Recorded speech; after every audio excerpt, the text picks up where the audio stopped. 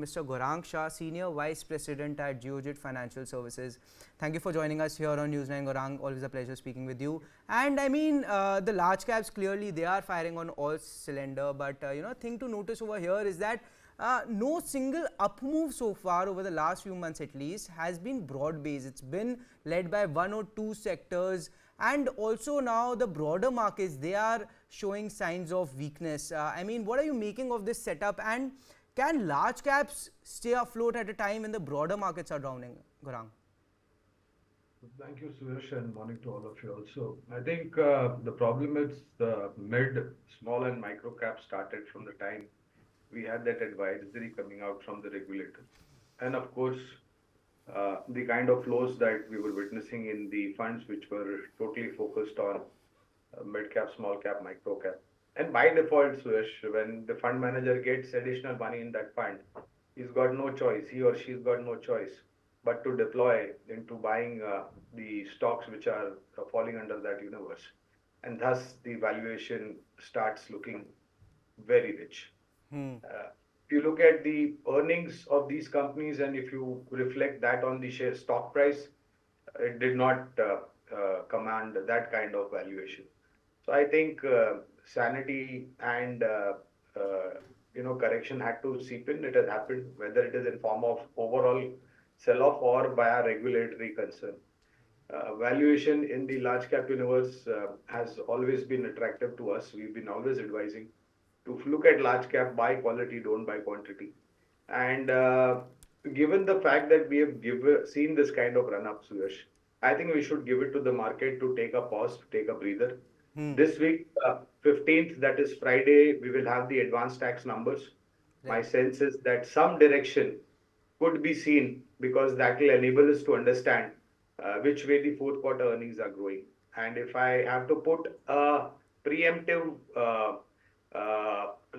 kind of outlook on it, then I think the advanced tax numbers are going to be pretty good compared to the earlier numbers, and that will possibly give us and a positive outlook on the fourth quarter earnings as well. All right, and also wanted to touch on the Tata Group stocks because they are trading under significant pressure today.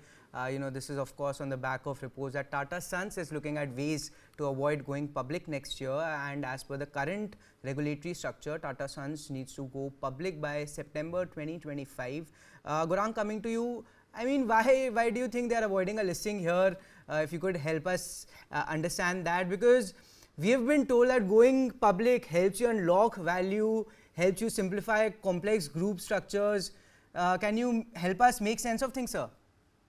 Well, even I'm of that opinion what you are, Suresh, that it brings in discipline and brings in a lot of participation. It creates value for investors, etc., etc. But along with that, when you're going when you're going public, your obligations also multiply to that extent, and you fall under the regulated category, and you have to go by the rules and regulations which have been set aside for all those entities.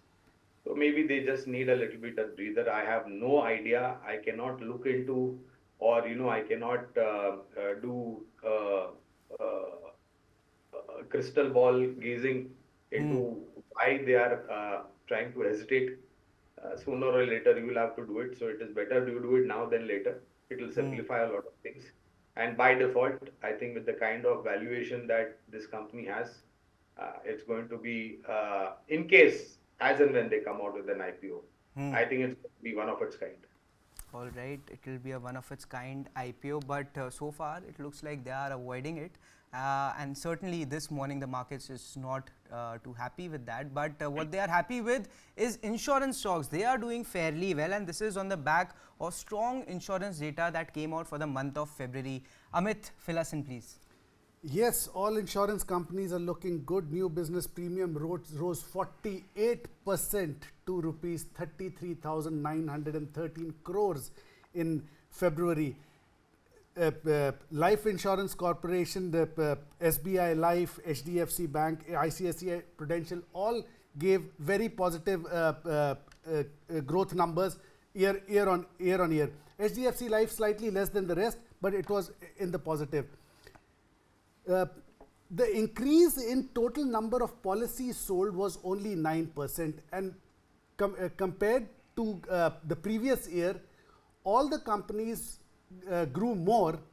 Their market share was more than it was before, apart from LIC.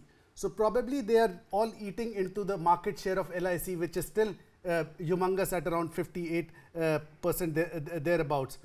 Gaurang, what do you make of this sector? And the segment that has done the best is the private insurers, who have basically grown the most. So are these people, are these stocks the future market multi-baggers, so to say, in the times to come? And is the LIC stock market share going to be eaten up more and more as time goes by? So Amit, I don't know what multi-baggers are in the market, to be very honest. I never follow them. I never chase them. We look at businesses and opportunity and the growth prospects. And on the insurance sector, I think Suyash will recollect very well. We've been extremely positive on the insurance sector. And as a disclosure, LIC, right from the time we had an IPO, and we know the history of the listing and the underperformance and then the outperformance. So we like LIC, we have a positive coverage on SBI Life, HDFC Life, and ICICI Prudential Life. And we always believed, and I had a very strong conviction that after the pandemic, the entire approach of an individual to take an insurance product, term product, I'm not talking about ULIPs, because those are useless products, according to me. So not only did the wisdom prevail upon better side for individuals to take larger sum, given the kind of uncertainty and the kind of life that we live. And earlier the approach was you take insurance so that you will save a little bit of tax. Now the approach is you take insurance, the term insurance, with a decent sum assured, so that if something happens to happen to you, then your family members can fall back on something. And that's the big rude awakening that a lot of people have gone through. And that translated into a lot of positive revenues in form of new insurance premiums to the insurance companies. So I think this is just the beginning. We are at the top of the pyramid. I think that's a long way to go down, the top-down approach, as we call it. And these companies are likely to do well. Whether they're going to turn out multi-baggers or not, I have no clue, but they'll be good investment opportunities. All right, and what do you think of the general insurance space? I mean, as we see a turnaround in the consumption story of India, people are likely to buy more houses, more cars. Is that a theme that one can look at? So business is going to grow multifolds, Suyash. And if you're going to become the next $1 trillion economy, you can very well have an idea about what kind of manufacturing and services industry we're going to have. And that will lead to a lot of opportunities. So, between the two, that is life and non-life. Non-life was doing good even otherwise. It was the problem with the life insurance companies, which were a little bit underperformer. In the non-life general insurance segment, if I have to name one particular company, then that will be ICICI Lombard, on which we have a fundamental coverage. All right. Yeah. Gaurang, all right, before we let you go, could you, give us some sort of for our retail investors, because the markets are at record high and we are seeing some signs of crackdown in the broader markets, and a lot of sectors are not participating in this rally. I mean, a few are, of course, they are keeping the markets buoyant. But, what should be the ideal strategy for the next couple of weeks or months? Well, honestly, Suyash, I'm glad you asked me this question, because through your channel, I would like to make a humble request to all your viewers, investors, that, and it has been a history, Suyash, whenever general elections are there, market tends to get a little bit nervous, especially when you are at an all-time high. We've not been here, we've not seen this, and we've not done that. So in a similar situation, though the outcome of the election is by and large known to most of the people, I hope it is as per the expectation of the street also estimates the election outcome. But till the time we have seen the election done and dusted, result out, and government in place, being at the highest level where we are right now, the choppiness and volatility is going to be equally higher. So if you don't have that risk appetite, if you are of a weak heart, take money off the table, come back to the market in the next 3 months when we've seen the election and the outcome of that. Though you may end up buying a little bit expensive at that time. But it is always better, whenever market is giving you money, it's better to take that money if you have a low risk appetite. But if you have a high risk appetite, my sense is that from now until the result outcome, you will have huge opportunities at lower level to cherry pick all those stocks on your shopping list at a decent valuation. This to advices to all those viewers and investors who have elevated risk appetite. And I'm sure election is going to please a lot of people, including you and me. All right, and so I mean, it's rather paradoxical that we talk about, this different sort of strategies, growth and value investing, because I mean, wherever there is value, there will be growth, right?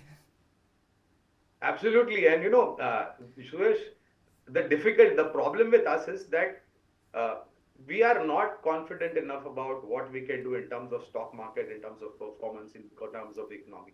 We still need borrowed brains to tell us what we can do. I think it is time we have to mature ourselves. Certainly, sir, certainly. Words of wisdom always from you, sir. Thank you for giving us your time and your thoughts here on News 9.